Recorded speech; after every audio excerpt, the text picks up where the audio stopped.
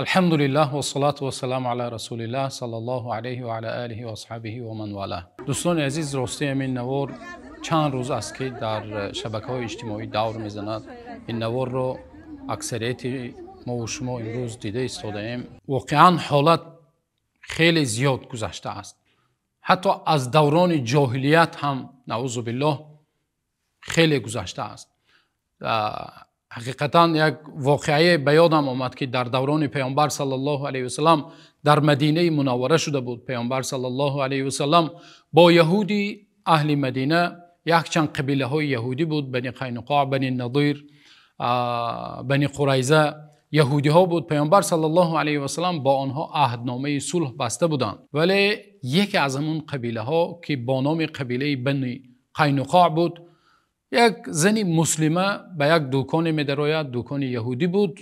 آنجا یک چند یهودی ها نشسته بودند و می خواستند که ستر آن زنی مؤمنه، آن مسلمه را چیکار کنند؟ کشایند. از او خواهش میکنند، او هرگز راضی نمی شود، رد میکند. ولی یکی از همون یهودی ها از قفای آن زن پنهانه آمده لباس های آن زن را میبندد. در یک جا میبندد که همین خیلی میبندد که وقتی آن زن مسلمه از جایش میخیزد، ستر او کشاده میشود. سبحان الله، عیناً گویا مثل همون حادثه شده ایستاده است. نعوذ بالله امروز در روز روشن در یک کشوری که قریب 100% آن مسلمان هستند، کشوری که همه مؤمن و مسلمان هستند و پایبند قوانین شریعت هستند، امروز آشکارها مردها چنین ناموس و غیرت و مردانگی خود را نمیدونم از دست داده ایستادند که ستر زن مسلمه را چیکار کرده ایستادند؟ کشاده ایستادند و امر کرده ایستادند و حتی قانون هم برآورده ایستادند که باید چیکار کند؟ ستر امروز منع شده ایستاده است. و برمیگردیم به همون قصه بنی قینقاع، آن مرد یهودی که بر ناموس زن مسلمه دست دراز میکند و با سبب همون کارش ستر آن زن کشاده می شود. آن زن مسلمان ندا میکند که آیا مرد از مسلمان ها هست؟ کجاست مردان مسلمان که در این حالت یکی از صحابه ها، یکی از مردان مسلمان می بیاید و با آن یک چند یهودیانی که در آنجا بودند با آنها می جنگند و همان یهودی که ستر آن زن را کشاده بود آن را به قتل می رساند. و در این حالت بود که تمام یهود جمع می شوند بالای سر آن مرد مسلمان. آن مرد مسلمان زن را چیکار می کند؟ می گوید خواهر از اینجا رو، و می گریزد، می رود آن زن و آن مرد را، آن مرد مسلمان به شجاعت را چیکار میکنند؟ به قتل میرساند یهودا. اینجا بود که پیامبر صلی الله علیه و سلم برای ناموس آن زن و برای خون آن صحابه، پیامبر صلی الله علیه و سلم تمام لشکر مسلمین را کشیده به قبیله بنی قینقاع میبیایند. پیامبر صلی الله علیه و سلم و طول 2 هفته پیامبر صلی الله علیه و سلم و بنی قینقاع یکی از پرزورترین و پرقوتترین قبیله های یهود بود. آنها سلاح داشتند و قلعه داشتند. پیامبر صلی الله علیه و سلم 2 هفته چیکار میکنند؟ قلعه آنها را محاصره میکنند، گرد قلعه آنها را محاصره میکنند پیامبر صلی الله علیه و سلم. و بعد از 2 هفته یهودی بنی قینقاع زیر حکم پیامبر صلی الله علیه و سلم تسلیم میشود. همه این برای چی؟ برای ستر یک زن مؤمنه و یک ستر زن مسلمه. پیامبر صلی الله علیه و سلم تمام لشکر مسلمان ها رو به چی میکشند؟ به قبیله بنی قینقاع. بعد از 2 هفته یهودا تسلیم میشود. پیامبر صلی الله علیه و سلم قرار یک فرمان صادر میکنند که تمام مردهای یهودا به قتل رسانیده شود. که اینجا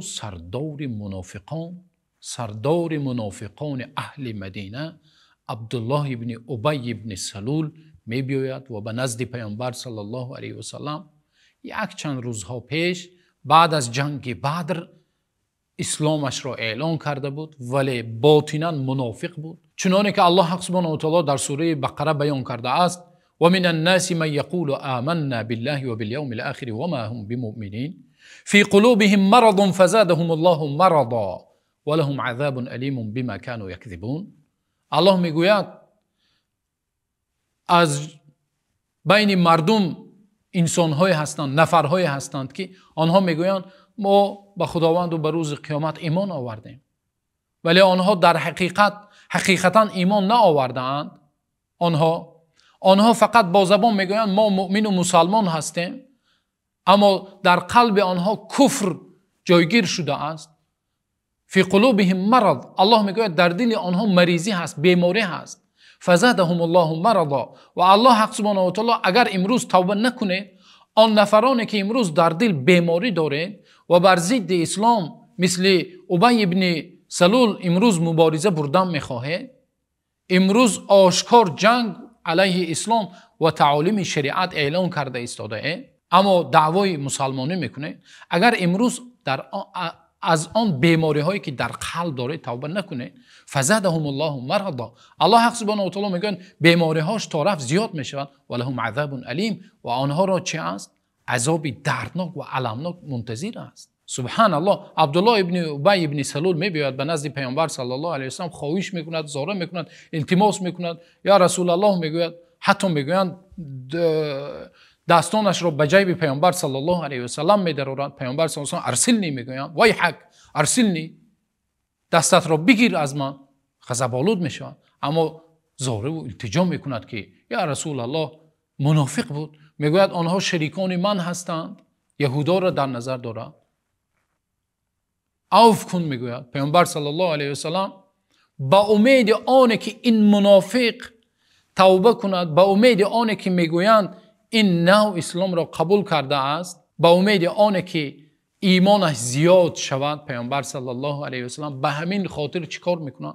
عفو میکنند، به شرطی که میگویند همه مردان یهود که آنها فتنه‌کار بودند، آنها علیه اسلام مبارزه میبردند و چنین فسادکاری میکردند، پیامبر صلی الله علیه و سلم میگویند به شرطی که همه آنها از مدینه برآمده خارج میشوند و همه آنها به یک ازرعود گفته که جا به یک سرزمین برآمده میروند و بعد از چند مدت میگویند مورخین که آنها هلاک میشوند. ببینید عاقبت آنهایی که علیه اسلام و تعلیمات اسلام و شریعت الله مبارزه میبرد چی شد و چی خواهد بود امروزه آن نفرانی که علیه تعالیم اسلام. البته ما اینجا دلیل فرض بودن حجاب را بیان نمی کنیم، زیرا اینکه حجاب به همه مؤمن و مسلمان معلوم است که با آیات های قرآن، با دلیل های قطعی و با احادیث پیامبر صلی الله علیه و سلم هر یک مسلمان باید داند که حجاب فرض است و مسلمان امروز ستر کردنش حتمی است و هر زنی که به بلاغت رسیده است و عورت خود را ستر نمی کند و یک فریضه الله را پایمال کرده ایستاده است و گناهکار شده ایستاده است.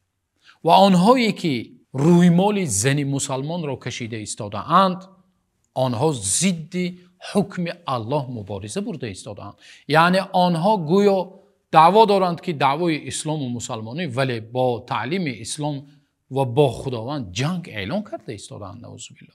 و علاوه بر آنه که شریعت الله امروز این را قبول ندارد، منطق سالم هم این را قبول نمی کند. برادران عزیز، امروز با بهانه فرهنگ بیگانه و لباس بیگانه امروز مبارزه علیه اسلام و تعلیمات اسلام و علیه ستر امروز مبارزه شده ایستاده است.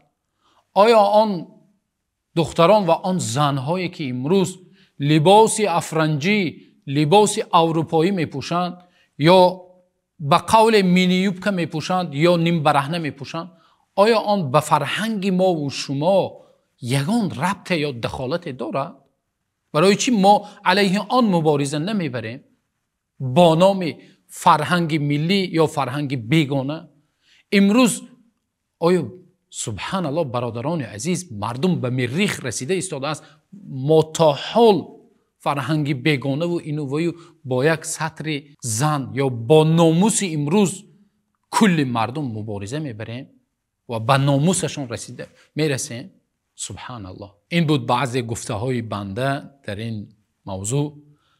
الله حق سبحانه و تعالی را دعا میکنیم که آن نفرها اگر سزاوار هدایت باشند، الله را دعا میکنیم که الله هدایتشان کند و الله حق سبحانه و تعالی را دعا میکنیم که الله تمام زنهای مسلمان ها و تمام زنهای با عفت را الله حق سبحانه و تعالی در پناه خودش حفظ و محافظت نماید تا نوار آینده. الله نگهبانتان باشد.